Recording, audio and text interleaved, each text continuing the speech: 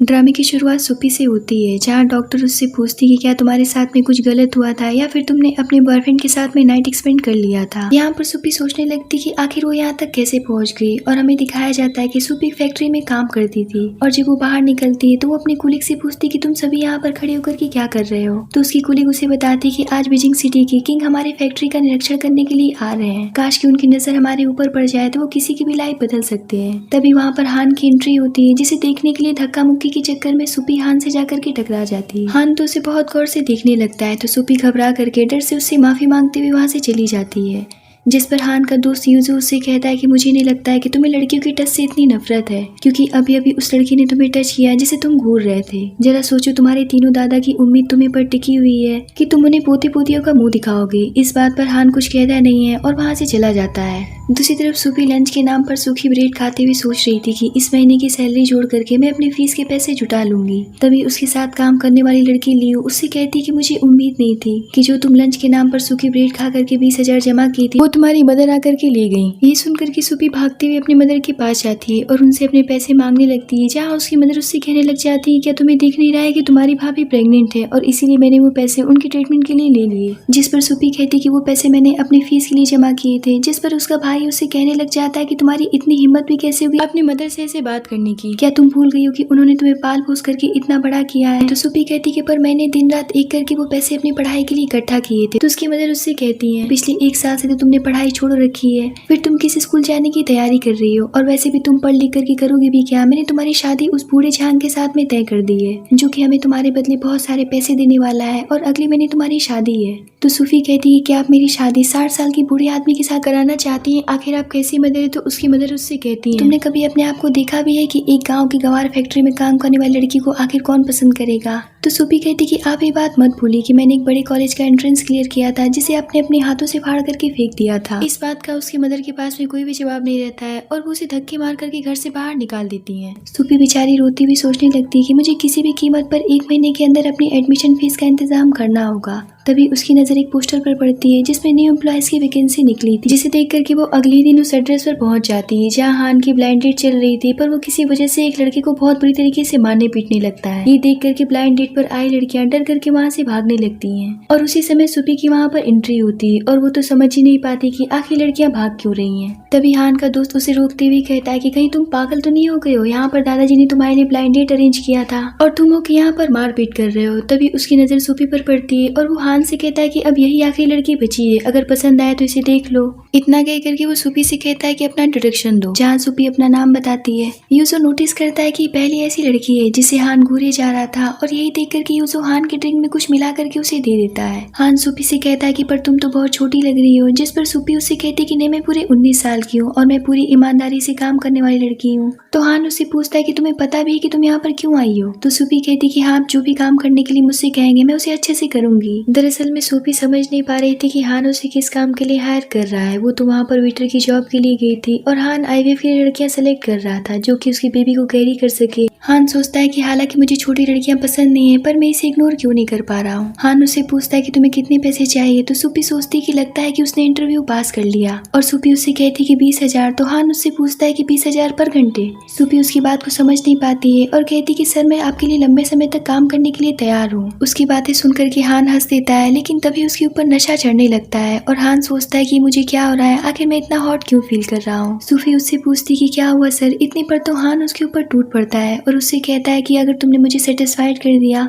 तो मैं तुम्हें 2 मिलियन दूंगा। इतना कह करके वो उसके करीब जाने लगता है। सूफी काफी डर जाती है और कहती है कि आप क्या कर रहे हैं, प्लीज मुझे यहाँ से जाने दीजिए। तो हान उससे कहता है कि क्यों, तुम यहाँ पर यही तो करने आई थी और अब जब मैं नशे में हो गया हूँ तो क्या तुम इस बात का फायदा नहीं उठाना चाहोगी। सुपी कहती कि आप गलत समझ रहे हैं, मैं ये सब नहीं करना चाहती हूँ। उसका डरा हुआ फेस देख करके हान उसे छोड़ देता है। तो सुपी उससे पूछती कि आखिर आपको हुआ क्या है। तो हान उससे कहता है कि मुझे क्या हुआ है इस बात से तुम्हारा कोई भी लेना देना नहीं है, जितनी जल्दी हो सके यहाँ से निकल जाओ। पर सुपी पलट करके देखती कि हान तो खुद को ही चोट पहुंचा रहा था, इसीलिए वो वापस से हान के करीब चली जाती है और खुद को उसके हवाले सौंप देती है, जहाँ हान उसके साथ में नाइट एक्सपेंड कर बैठता है। अब कहानी प्रेजेंट में आती है और डॉक्टर उससे कहती कि तुम्हें पता भी कि इन बच्चों का फादर कौन है। 3 बच्चे बहुत रेयर होते हैं और तुम बहुत वीक हो, अपने हेल्थ का ध्यान रखना। सुपी कहती है कि ठीक है और वहाँ से बाहर आ जाती है, जहाँ ये बात पूरी फैक्ट्री में आग की तरह फैल जाती है कि सुपी बिना शादी की प्रेग्नेंट हो गई है और लोग तरह तरह की बातें करने लगते हैं। और सभी मिलकर के उसे बुली करने लगते हैं, जहाँ यूजो भी उसे देख लेता है और वो वहाँ पर आकर के पूछता है कि क्या ये प्रेग्नेंट है, और सुपी को देख करके पूरी तरीके से शॉक्ड हो जाता है और वो उससे पूछता है कि ये बच्चा किसका है, जिस पर फैक्ट्री की लड़कियां उससे कहने लग जाती है कि सर इसने हमारी फैक्ट्री का नाम खराब कर दिया है, ये बिन ब्याह ही माँ बन गई है। ये सुनकर के यूजो उन सभी को डांट करके वहाँ से भगा देता है, जहाँ सुपी हान का दिया हुआ क्रेडिट कार्ड यूजो को वापस करके कहती कि आप उन्हें उनका कार्ड वापस कर देना। इतना कह करके वो वहाँ से चली जाती है, जहाँ यूजो अपने आदमी को कॉल करके सुपी के बारे में पता करने के लिए कह करके वहाँ से चला जाता है। इधर सुपी घर आकर के सोचती कि इससे पहले मेरी माँ मेरी शादी उस बूढ़ी छांग के साथ में करवा दे, मुझे घर छोड़ करके चले जाना चाहिए, और यही सोच करके वो अपना सामान पैक कर रही होती है। पर तब तक वहाँ पर उसकी मदर भी आ जाती है। दूसरी तरफ हान के तीनों दादाजी उसके लिए एक लड़की को पसंद करने के लिए बुलाए होते हैं, पर हान उसे भी वहाँ से भगा देता है और अपने दादाजी से कहता है कि आज के बाद से मेरे सामने किसी भी लड़की को मत बुलाइएगा।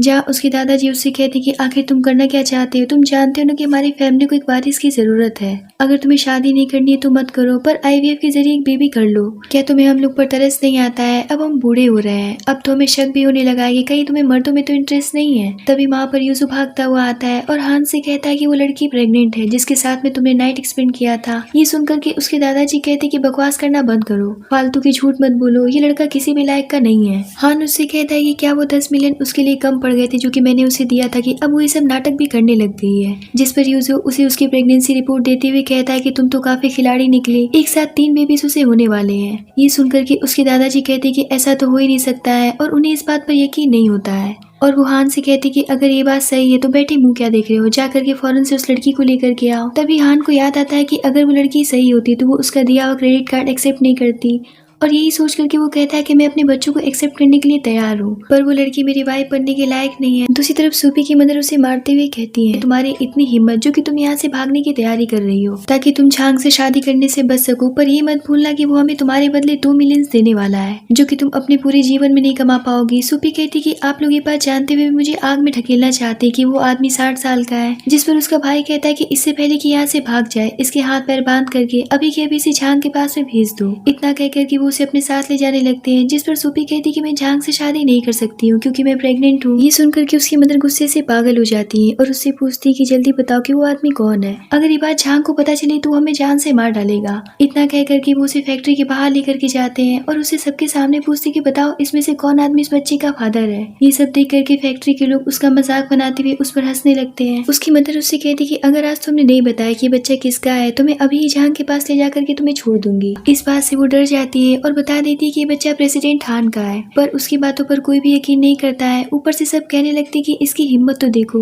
ये शहर के सबसे रिच आदमी को फंसाने चली है, पता नहीं किसके साथ अपना मुंह काला करवा के अपना पाप उनके माथे पर मरने चली है। ये सुनकर के उसकी मदर और भी ज्यादा भड़क जाती है और कहती कि ठीक है अगर तुम सच कह रही है तो बुलाओ उन्हें यहाँ पर। सूपी बेचारी सोचती कि पता नहीं वो मेरी मदद करने आएंगे भी या नहीं, और वो वैकेंसी वाले नंबर पर कॉल कर देती है, जहाँ यूजो हान से कहता है कि सूपी का कॉल आ रहा है और वो उसका कॉल रिसीव करता है, जिसमें सूपी रो रो के उससे मदद मांग रही होती है। उसकी आवाज सुनकर के दादाजी लोग कहने लगते हैं कि लगता है कि बच्ची किसी मुसीबत में है। हान सोचता है कि तो वाकई में काफी डरी हुई लग रही है। इतने पर यूजो उसे सूपी का दिया हुआ क्रेडिट कार्ड और एक लेटर उसे दे देता है जिसमें सूपी ने लिखा हुआ था कि मैं कोई बिकाऊ लड़की नहीं हूँ। यूजो उससे कहता है कि मुझे नहीं पता था कि तुम इतने पत्थर दिल इंसान हो। ये देख कर के हान फौरन से सूपी को कॉल पर रिप्लाई करता है, पर तब तक कॉल कट जाती है। अब हान तुरंत अपने गार्ड्स के साथ में निकलता है और उस रात वाली बात को सोच करके कहता है कि माफ करना, मैंने तुम्हारे साथ में बहुत गलत किया है। दूसरी तरफ सूपी समझ जाती कि हान उसकी मदद करने के लिए नहीं आएगा, ऐसा सिर्फ परियों की कहानी में होता है, और अब लगता है कि आज मेरी जिंदगी का आखिरी दिन है। यहाँ पर उसकी मदर उसे मारने वाली होती है, पर तभी वहाँ पर हान पहुँच जाता है, जिसे देख करके सभी शॉक्ड हो जाते हैं और हान से बताने लगती है कि लड़की कह रही है कि ये आपके बच्चे के साथ में प्रेग्नेंट है। सूपी का भाई कहता है कि आप परेशान मत होइए, हम इसे अच्छा सबक सिखाएंगे। इस बात पर हान का खून खौल उठता है और वो उसे एक जोरदार थप्पड़ जड़ देता है और सूपी को बहुत प्यार से उठा करके उससे पूछता है कि क्या तुम ठीक हो, पर तब तक तो सूपी बेहोश हो जाती है। ये देख करके तो हान के गुस्से का कोई भी ठिकाना नहीं रहता है और वो अपने आदमियों से कहता है कि यहाँ पर मौजूद जितने भी लोगों ने सूपी के साथ में गंदा व्यवहार किया है उनमें से किसी को भी मत बख्शना। जिसके बाद में वो सूपी को उठा करके अपने साथ लेकर के घर चला जाता है, जहाँ डॉक्टर बताती है कि डरने की कोई बात नहीं है, बच्चे बिल्कुल ठीक है। पर एक्चुअल में सूपी बहुत वीक है और 3 बच्चों को कैरी कर पाना उसके लिए इतना भी आसान नहीं है। उन्हें अच्छे देखभाल और अच्छी डाइट की जरूरत है, वरना आगे चल करके इन्हें परेशानी हो सकती है। हान सोचता है कि आज मेरी वजह से सूपी इस हालत में है। तभी सूपी चौंक करके उठ जाती है और अपने सामने तीनों दादाजी को देख करके डर जाती है। तो दादाजी उससे कहते कि बेटा डरो मत, ये तुम्हारा ही घर है। और जब उन्हें पता चलता है कि वो 20 की भी नहीं हुई है तो वो लोग हान की तरफ देख करके कहते कि बेशर्म लड़के। सूपी हान को उसे बचाने के लिए धन्यवाद करती है तो दादाजी कहते कि इसे धन्यवाद कहने की कोई जरूरत नहीं है, आज इसी नालायक की वजह से तुम्हें कितना कुछ सहना पड़ा है और तुम तो हमें हमारे खानदान का वारिस देने वाली हो। सूपी कहती है कि आप चाहते हैं कि मैं इन बेबीज को जन्म दूं तो हान उससे पूछता है कि क्या तुम इस बात के लिए तैयार हो। यहाँ पर सूपी सोचती है कि ये इतनी रिच फैमिली है, पक्का ये बच्चे होने के बाद में उन्हें मुझसे ले लेंगे और फिर मुझे अपने बेबीज से दूर होना पड़ेगा। दादाजी कहते कि जरा पोलाइट होकर के बात करो, दिख नहीं रहा है कि वो छोटी है। तो हान कहता है कि मैं अपने बच्चों की माँ से बात कर रहा हूँ, मैं जानना चाहता हूँ कि वो क्या चाहती है। ये सुनकर के दादाजी लोग बाहर चले जाते हैं, जिसके बाद हान उससे पूछता है कि बताओ कि तुम क्या चाहती हो। तो सूपी उससे कहती कि आपने तो देखा ही है कि मेरे हालात ठीक नहीं है और अगर मैं बाहर गई तो लोग मुझे परेशान करेंगे और जीने नहीं देंगे। तो हान उससे कहता है कि तुम्हें क्या लगता है कि मैं तुम्हें अपने बच्चों को यहाँ से ले जाने दूंगा? जब तक बेबीज नहीं हो जाते हैं तुम्हें यहाँ से कहीं भी नहीं जाना है। तुमने देखा नहीं कि मेरे दादाजी लोग कितने बूढ़े हो गए हैं और तुम्हारे पास में हमारे किन परिवार का वारिस है, तो तुम इसके बदले जो भी कुछ मांगना चाहती हो निसंकोच होकर के मांग सकती हो। सूपी कहती कि क्या सच में आप मेरी किसी भी बात को पूरा कर देंगे? उसकी ये बात सुनकर के हान सोचता है कि लगता है कि ये भी उन्हीं लड़कियों की तरह है। पर जब सूपी कहती कि मुझे स्कूल जाना है, ये बात सुनकर के हान पूरी तरीके से शॉक्ड हो जाता है। और दूसरी बात वो ये कहती है कि क्या आप बच्चे होने के बाद में मुझे उनसे मिलने देंगे? मेरा मतलब ये कि ज्यादा नहीं, बस महीने में एक बार। हान उसकी मासूमियत भरी बातें सुनकर के उसे देखते ही रह जाता है। तभी वहाँ पर दादाजी लोग भी आ जाते हैं और कहते हैं कि खड़ूस लड़के, अगर उस बच्ची को पढ़ना है तो तुम हाँ क्यों नहीं कर रहे हो? अभी के भी हमारी नजरों के सामने से निकल जाओ। जिसके बाद में वो सूपी से कहते कि बुरा मत मानना, वो शुरू से ही बहुत ही ज्यादा रूठ रहा है, पर हम लोग तुम्हारे साथ में हैं। इतना कह करके वो सूपी को अपनी फैमिली का जेट कंगन दे देते हैं। अगले दिन वो सभी मिलकर के सूपी को अपने साथ शॉपिंग मॉल में ले जाते हैं। अब सूपी वहाँ पर ड्रेस ट्राई करना शुरू करती है और यहाँ पर दादाजी लोग उसे ढेर सारी शॉपिंग कराते हैं, जहाँ हान भी उसे देखता ही रह जाता है। अब इतनी सारी शॉपिंग का बिल देख करके सूपी पूरी तरीके से शॉक्ड हो जाती है और वो सोचने लगती कि दादाजी लोग मुझे इतना मानते हैं, मुझे उनके पैसों का फायदा नहीं उठाना चाहिए, मुझे उनके पैसे वापस करने का कोई तो तरीका ढूंढना होगा। तभी वहाँ पर हान आकर के उससे कहता है कि शायद वो तुम्हारे साइज का नहीं है। सूपी देखती कि वो सोचते सोचते अंडरगारमेंट्स वाले एरिया में आ गई थी। सूपी कहती कि नहीं नहीं मुझे ये सब नहीं चाहिए। तो हान कहता है कि देखो दादाजी लोगों के सामने ये लेना सही नहीं होगा, मैं इसे बाद में मेड को भेज करके मंगवा दूंगा, बस तुम उन्हें अपना साइज बता देना। ये सुनकर के सूपी शर्मिंदगी से वहाँ से भाग खड़ी होती है। हान सोचता है कि अब मैंने ऐसा भी क्या कह दिया। सूपी जब घर पहुँचती है तो मेड उसे सूप पीने के लिए देती है और कहती है कि डॉक्टर ने आपको पौष्टिक खाना खाने के लिए कहा है। तो वो मेड से पूछती है कि क्या आपको बहुत ही ज्यादा काम करना पड़ता है? तो मेड कहती कि ऐसी बात तो नहीं है, पर इस घर में पहली बार हम किसी लड़की को देख रहे हैं, इस बात से मैं बहुत ही ज्यादा इमोशनल भी हूँ और हैप्पी भी हूँ। सूपी सोचने लगती है कि बचपन से लेकर के आज तक इतनी केयर मेरी किसी ने भी नहीं की है और ये फैमिली मुझे कितना मानती है। यहाँ पर वो सोचती कि मुझे ऐसे नहीं बैठना चाहिए, मुझे भी घर के काम करने चाहिए और यही सोच करके वो घर के काम करने लगती है। ये देख करके मेड शॉक्ड हो जाती है और भागती हुई सूपी के पास जाती है, पर सूपी तो चुलबुली सी लड़की थी, वो मेड के हाथ में नहीं आती है। तो मेड फौरन से सबको मैसेज करके उसकी हरकतें बता देती है। मैसेज देख करके तीनों दादाजी अपना अपना काम छोड़ करके घर के लिए निकल जाते हैं। मेड भी उसे समझाने लगती कि आप ऐसे काम मत करिए और उसे वहाँ से जाने के लिए कहती है। तो वो उनकी बात मान करके वहाँ से जाने लगती है, पर तभी वो फिसल के गिरने वाली होती है, लेकिन तभी वहाँ पर हान आकर के उसे पकड़ लेता है और उसे बहुत ध्यान से देखने लगता है। दादाजी लोग भी ये नजारा देख करके खुश हो जाते हैं, जिसके बाद हान उसे उठा करके अपने साथ ले जाता है और कहता है कि मैं नहीं चाहता हूँ कि तुम फिर से गिर जाओ। कुछ देर के बाद में सूपी के पास उसकी मदर की कॉल आती है और वो उससे कहती है कि तुम कैसी लड़की हो जो उन गार्ड्स के हवाले हमें करके चली गई और उन्होंने हमें खूब पीटा है। याद रखना मैं तुम्हें किसी को फ्री में नहीं दे सकता हूँ। मुझे किन परिवार से तुम्हारे बदले में 10 मिलियन चाहिए, अगर तुमने पैसे नहीं दिए तो मैं उन पर केस कर दूंगी। इतना कह करके वो कॉल काट देते हैं। तभी वहाँ पर हान उससे कहता है कि क्या हुआ, जिसे देख करके वो चौंक जाती है और उससे पूछती कि आप यहाँ पर क्यों हैं। हान कहता है कि मेरा घर है, क्या मैं यहाँ पर नहीं आ सकता हूँ। इतना कह करके वो उसकी हेयर सही करने के लिए जाता है तो सूपी पीछे हट जाती है और कहती कि पहले मैं उस रात के हादसे के बाद से बहुत परेशान रह चुकी हूँ, अब मुझे ये सब नहीं करना है। तो हान उससे कहता है कि जैसा तुम समझ रही हो मैं वैसा इंसान नहीं हूँ जो मैं तुम्हारे साथ में कुछ गलत करने की सोचूंगा। जिस पर सूपी सोचती कि उस रात तो आपने सारी हदें पार कर दी थी और मेरे ऊपर टूट पड़े थे। सूपी का फेस देख करके हान समझ जाता है कि वो क्या सोच रही है और वो उसे क्रेडिट कार्ड देते हुए वहाँ से चला जाता है। सूपी सोचती है क्या मैं इस कार्ड का यूज करके अपनी मदर को पैसे दे दूं, लेकिन फिर वो सोचती कि मुझे हान के पैसों का यूज नहीं करना चाहिए और यही सोच करके वो वापस से फैक्ट्री पैसे कमाने के लिए जॉब जॉब पर चली जाती है, जहाँ सभी उससे कहने लगते हैं कि लगता है कि मिस्टर हान को सेड्यूस करने में नाकामयाब रही, इसीलिए जॉब पर वापस आ गई। इसे लगा था कि ये प्रिंसेस बनकर के मास्टर के साथ में रहेगी, पर ये अपने औकात भूल गई थी।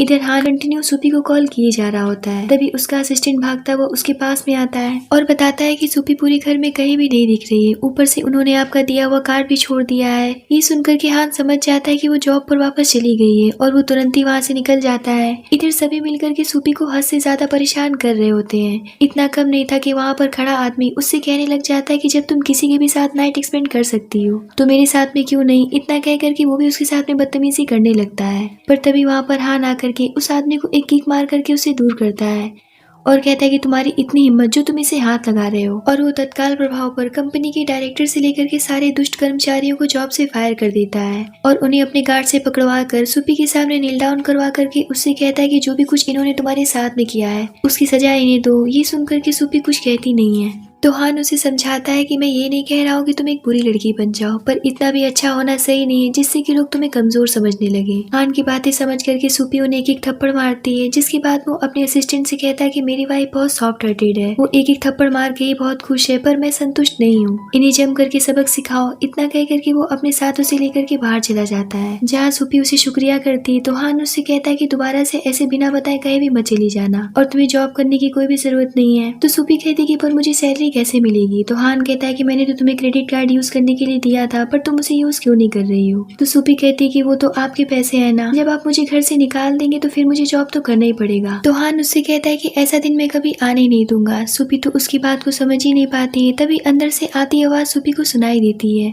तो हान कहता है कि लगता है कि मेरे असिस्टेंट ने उन्हें छोड़ दिया है, इसीलिए वो काफी खुश है। सूपी कहती कि आपके असिस्टेंट कितने सुंदर है और उनका दिल भी कितना अच्छा है, तभी तो उन्होंने उन्हें ज्यादा सजा नहीं दी। ये सुनकर के तो हान की जेलेसी का कोई भी ठिकाना नहीं रहता और वो उससे कहता है कि क्या कहा, असिस्टेंट तुम्हें सुंदर लगता है। तो सूपी कहती कि हाँ बहुत ही ज्यादा। तो हान कहता है कि चुपचाप से कार में बैठो। तभी वहाँ पर असिस्टेंट आता है, तो हान उससे कहता है कि आज से तुम्हें मेरी कार ड्राइव करने की कोई भी जरूरत नहीं है। असिस्टेंट कहता है कि पर बाकी की गाड़ियां तो निकल गई है, क्या मैं पैदल आऊंगा।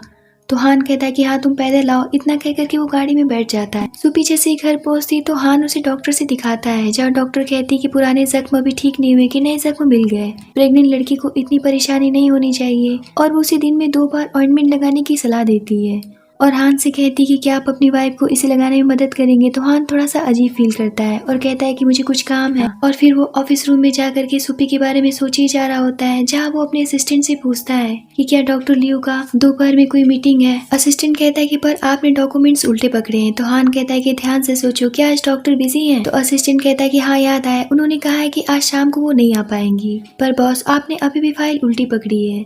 तो हान कहता है कि अब से मुझे उल्टी फाइल पढ़ना बहुत पसंद है, अभी के भी यहाँ से निकल जाओ। कुछ देर के बाद वहाँ पर मेड आती है और हान से कहती है कि डॉक्टर लियो आज जल्दी चली गई थी, तो क्या मैं सूपी को ऑइंटमेंट लगाने के लिए रुक जाऊँ। तो हान कहता है कि नहीं, आप अभी घर चले जाइए। ये सुनकर की मेड हंसते हुए वहाँ से चली जाती है, जिसके बाद हान सूपी के रूम में जाता है और उससे पूछता है कि तुम्हारा नाम क्या है। तो सूपी उसे अपना नाम बताती है। तो हान उससे कहता है कि चलो अब मुझे तुम्हें ऑइंटमेंट लगानी है। ये सुनकर के सूपी शॉक्ड होकर के उससे कहती कि पर ये तो सही नहीं है, अभी तो दवा लगाने का टाइम भी नहीं हुआ है। तो हान उससे कहता है कि पर डॉक्टर ने मुझसे कहा था कि मैं इसे अभी लगा सकता हूँ। तो सूपी उससे कहती कि पर आप मेड को बुला दीजिए। तो हान उससे कहता है कि तुम क्या चाहती हो कि अब वो ओवर टाइम करें। देखो मेरे दादाजी 2 दिन में पार्टी रखने वाले हैं, जहाँ वो तुम्हें बहुत सारे लोगों से मिलवाने वाले हैं, और मैं नहीं चाहता हूँ कि कोई भी हैवी ड्रेस पहन करके तुम्हें दर्द हो। इतना कह करके वो उसे मेडिसिन लगाने लगता है। सूपी कहती कि थोड़ा आराम से, और उसकी ये बात बाहर खड़े दादाजी लोग सुन लेते हैं और कहते कि अरे नालायक लड़का बहू के कमरे में जा करके ना जाने उसके साथ में क्या कर रहा है, हमें तो जरा सा भी अंदाजा नहीं था कि लड़का इतना हाई टॉप छिछोरा निकलेगा। तो दूसरे दादाजी कहते कि हम तो अंदर भी नहीं जा सकते हैं, पर इस बात की अब हमें तसल्ली हो गई कि इस लड़के को मर्द पसंद नहीं है। इधर सूपी को काफी अजीब फील हो रहा होता है और वो उससे कहती है कि अब बस करिए, मैं खुद से लगा लूंगी। हान कहता है कि अच्छा ठीक है।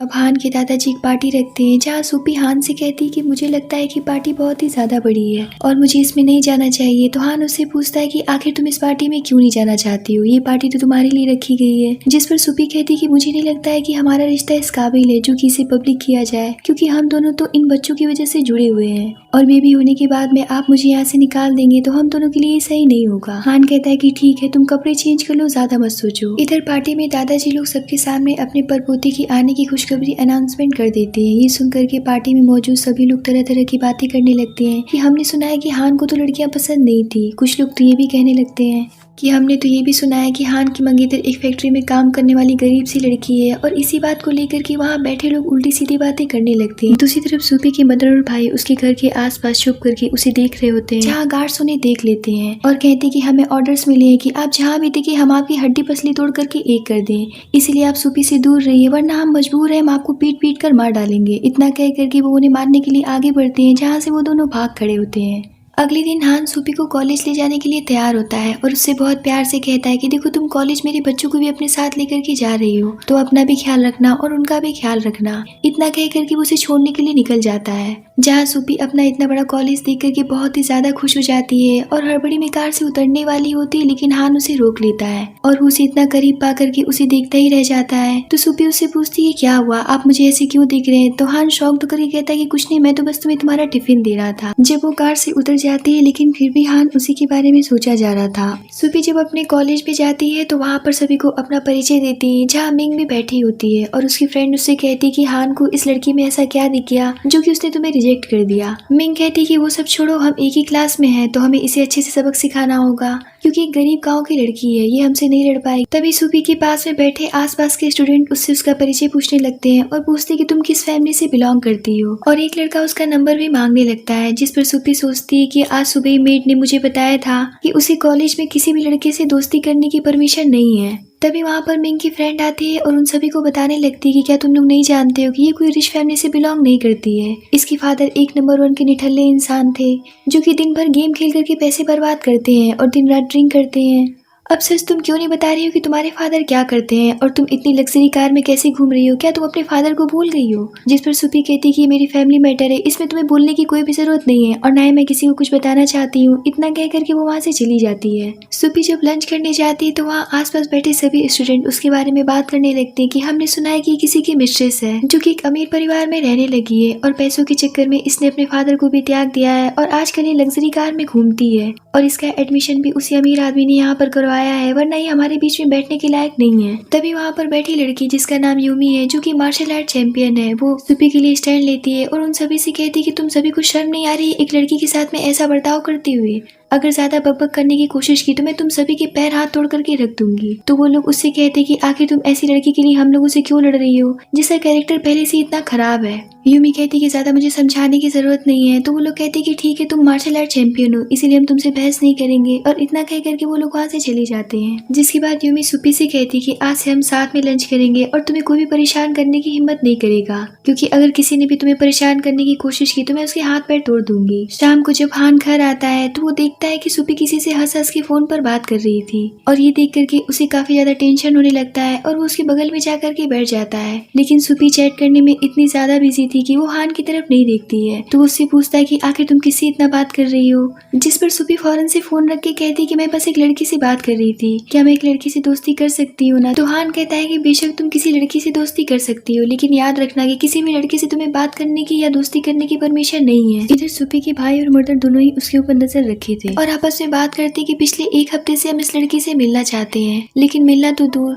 गार्ड्स हमें खूब पीट रहे हैं और लात जूतों से भी मार रहे हैं, पर ये लड़की हमारे हाथ में नहीं आ रही है। तभी वहाँ पर मिंग आती है और उनसे कहती है कि मैं आपकी उससे मिलवाने में मदद करूंगी। वहीं हम हान को देखते हैं जो कि किसी का हिसाब किताब बराबर कर रहा था। यूजो उससे कहता है कि यार जब से वो छोटी सी लड़की तुम्हारी लाइफ में आई है तुम तो घर से बाहर निकलना ही छोड़ दी हो और ना ही मुझे तुम देखते हो, पर आज तुम्हें क्या हो गया है, किसी ने तुम्हें प्रोवोक तो नहीं कर दिया है, आखिर तुम किस बात से इतने परेशान हो। कहीं ऐसा तो नहीं कि तुम्हारी वाइफ अब से कॉलेज जाने लगी है तो वो तुम्हारे ऊपर ध्यान नहीं देती है। पर दोस्त होने के नाते मैं तुम्हें एक बात बता देना चाहता हूँ कि कॉलेज में ब्यूटीफुल लड़के रहते हैं, कहीं ऐसा ना हो कि वो उन्हें अपना दिल दे बैठे, फिर पता नहीं तुम्हारा क्या होगा। इस बात को अच्छे से सोच लेना। ये सब सुनकर कि हान वहाँ से जाने लगता है तो यूजो उससे पूछता है कि तुम कहाँ जा रहे हो। तो हान कहता है कि मैं कॉलेज जा रहा हूँ, मुझे वहाँ पर डोनेशन देना है। इतना कह करके वो वहाँ से जाने लगता है। तो यूजो सोचता है कि आखिर इस लड़की को हो क्या गया है, इसी तो इतना जेलस फील करते हुए मैंने कभी भी नहीं देखा था। लगता है कि इसे पक्का प्यार हो गया है। वहीं दूसरी तरफ मिंग सूपी के मदर और भाई दोनों को कॉलेज ग्राउंड में पहुंचा देती है, जहाँ वो तमाशा खड़ा कर देते हैं और बीमार होने का नाटक करने लगते हैं और उससे कहती कि चुपचाप मेरे साथ घर चलो।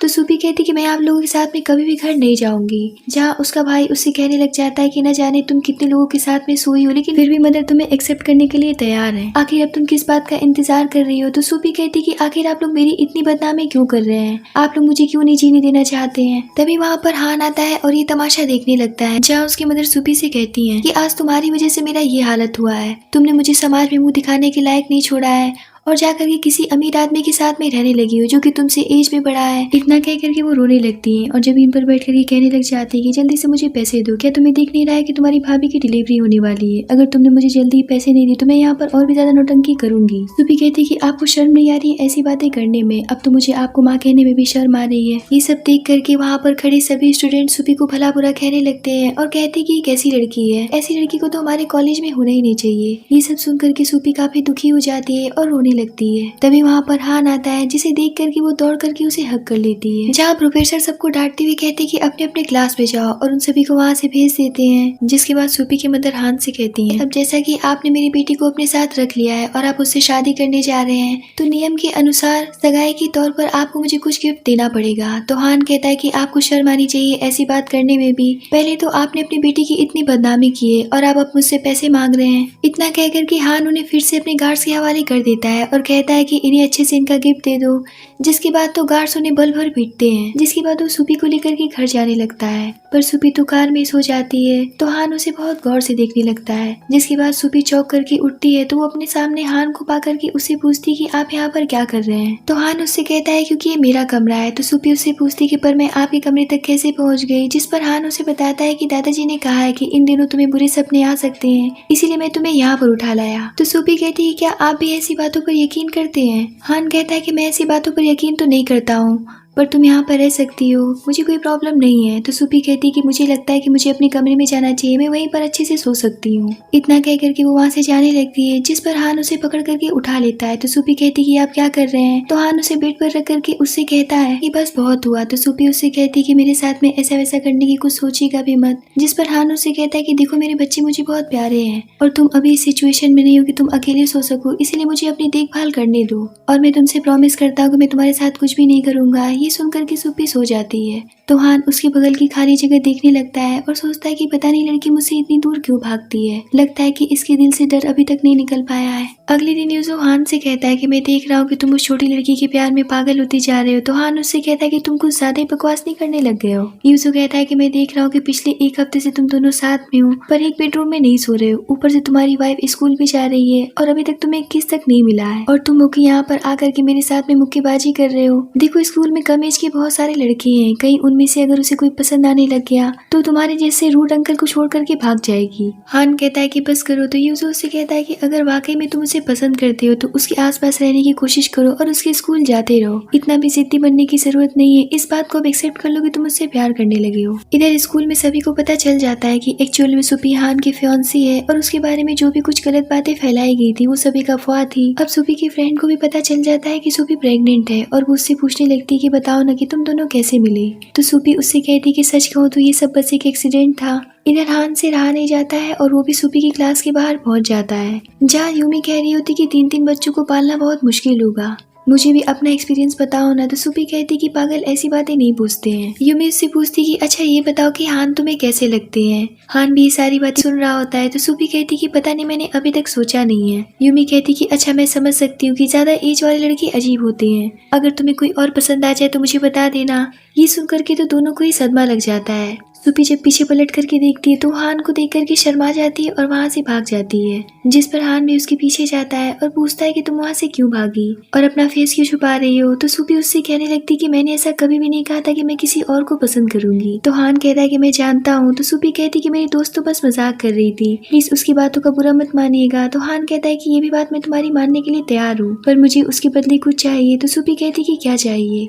इतने पर तो हान उसे किस कर लेता है और कहता है कि देखो तुम मुझे बहुत पसंद हो, मुझे किसी की बातों का कोई फर्क नहीं पड़ता है। फिर हान उससे पूछता है कि क्या तुम मुझसे शादी करना चाहती है। तो सूपी कहती है कि हाँ, जिसके बाद वो सोचने लगती कि ये मैंने क्या कह दिया, और वो उससे पूछती कि क्या आपने अभी अभी शादी के लिए पूछा। तो हान उससे कहता है कि मैं बस इसलिए तुमसे शादी के लिए नहीं पूछ पा रहा था कि मुझे लगता था कि पता नहीं तुम मुझे पसंद करती भी हो या नहीं। तो क्या आज तुम इस बात का जवाब मुझे दोगी, क्या तुम मुझसे शादी करोगी? तो सूपी बहुत हैप्पी होकर के कहती कि हाँ, मैं आपसे शादी करूंगी। अब हान सूपी की बर्थडे के दिन ही उससे शादी कर लेता है और सभी मिलकर के उसकी बर्थडे पार्टी की तैयारी कर रहे होते हैं। पर तभी सूपी को ऐसा लगता है कि उसके बेबीज आने वाले हैं, इसीलिए हान फौरन से उसे हॉस्पिटल में एडमिट करवाता है, जहाँ दादाजी लोग और हान सभी लोग काफी परेशान होते हैं। तभी डॉक्टर बेबी को लेकर के बाहर आती है और बताती कि बधाई हो, आपको बेटा हुआ है। फिर वो दूसरा भी बेबी बॉय ही लेकर के आती है। अब दादाजी लोग आपस में बातें करने लगते हैं कि अब पता नहीं तीसरा क्या होगा, अब तो हमें बस एक पोती चाहिए जिसे हम लोग प्रिंसेस की तरह रखेंगे। हान कहता है कि आप लोग क्या बातें कर रहे हैं, यहाँ पर मैं परेशान हूँ कि आखिर सूपी कैसी होगी। तभी डॉक्टर तीसरा बेबी बॉय लेकर के आती है और कहती है कि ये रहा आपका तीसरा युवा मास्टर। ये देख करके दादाजी लोग सोचते कि चलो कोई बात नहीं है, हम अगली बार देख लेंगे। जहाँ हान बहुत प्यार से सूपी की देखभाल कर रहा होता है और तीनों दादाजी लोग अपने तीनों पोतों के साथ में बहुत खुश नजर आ रहे थे। और इसी के साथ में इस ड्रामे की यहीं पर हैप्पी एंडिंग होती है।